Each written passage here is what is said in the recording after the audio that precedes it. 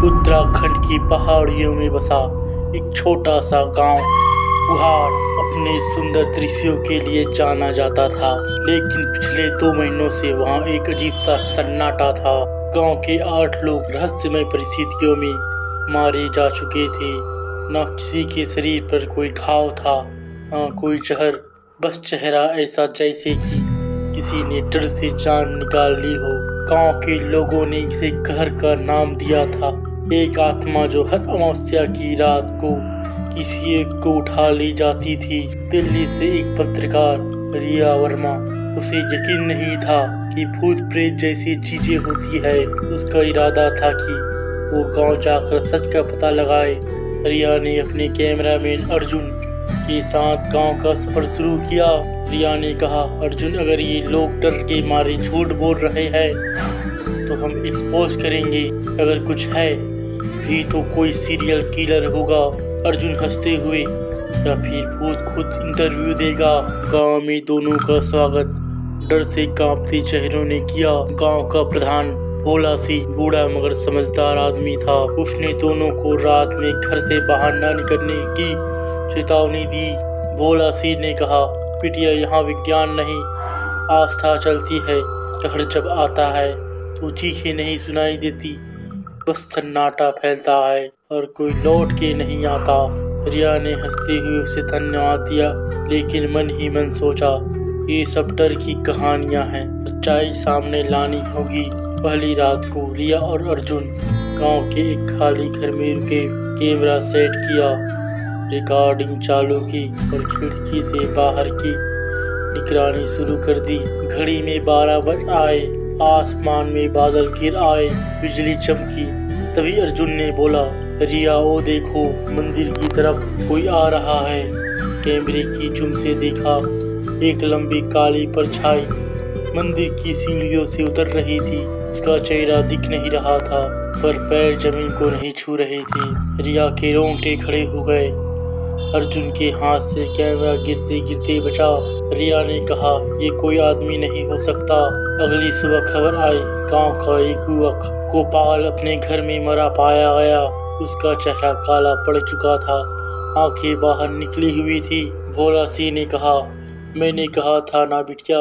कहर ने फिर किसी को ले लिया। रिया अब डरने लगी थी, लेकिन उसने हार नहीं मानी। रिया ने कहा, हमें उस मंदिर तक जाना होगा, कुछ तो है वहाँ। अगली रात दोनों टार्च लेकर मंदिर पहुंची।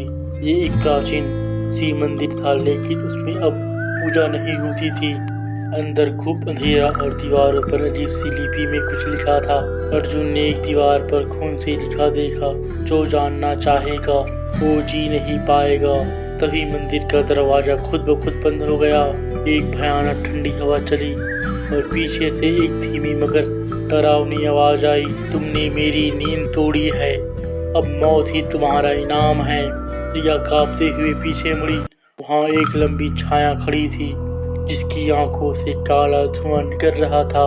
अर्जुन ने दरवाजा धक्का मारकर खोला और दोनों बाहर की ओर भागे। पीछे से मंदिर से एक भयानक चीख सुनाई दी, जैसे कोई आत्मा गुस्से से दहाड़ रही हो। गांव लौटते वक्त अर्जुन की नजर एक किताब पर पड़ी। एक बूढ़ा साधु गांव के बाहर झोपड़ी में रहता था, जो इन रहस्यों को जानता था। साधु ने बताया, कहर असल में एक राजा की आत्मा है, जिसे उसके दरबारियों ने धोखा देकर जिंदा जला दिया था। राजा ने मरते समय शपथ ली थी कि वो हर जन्म में बदला लेगा। उसका शरीर उसी मंदिर में समाधि में था, लेकिन कुछ साल पहले गांव वालों ने वहां खुदाई करके उसकी हड्डियों को जला दिया। तभी से आत्मा भटक रही है और एक एक करके सबको मार रही है। रिया ने कहा, तो क्या कोई तरीका है इसे रोकने का? साधु ने कहा, केवल वही आत्मा शांत हो सकती है जब उसका क्रोध समाप्त हो और उसकी अस्थियां फिर से सम्मान से वापस रखी जाए। रिया और अर्जुन ने हटिया गांव के बाहर एक टीले में खोज निकाली और अगली अमावस्या की रात में उस मंदिर में मंत्रों के साथ उन्हें वापस समाधि में रखा। पर जैसे ही अस्थियां नीचे रखी गई, पूरा मंदिर कांप उठा। आग की लपटें उठने लगी और कहर प्रकट हुआ। आंखों में नफरत, मुंह से आग। कहर कहर ने गर्जना करते हुए कहा, अब नहीं रुकूंगा, तुम्हारी आस्था मेरी आग नहीं बुझा सकती।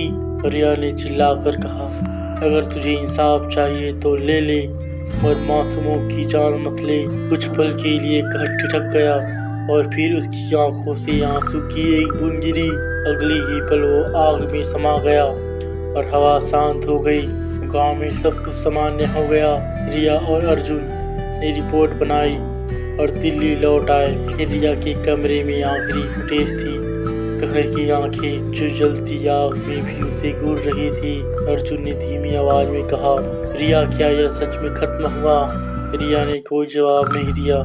उसकी आंखें सिर्फ उस कैमरे पर टिकी थी जहां कहर की परछाई अब भी दिख रही थी। कहानी पसंद आया तो चैनल को सब्सक्राइब कीजिए। फिर मिलते हैं नए वीडियो पर नए मजेदार कहानी के साथ।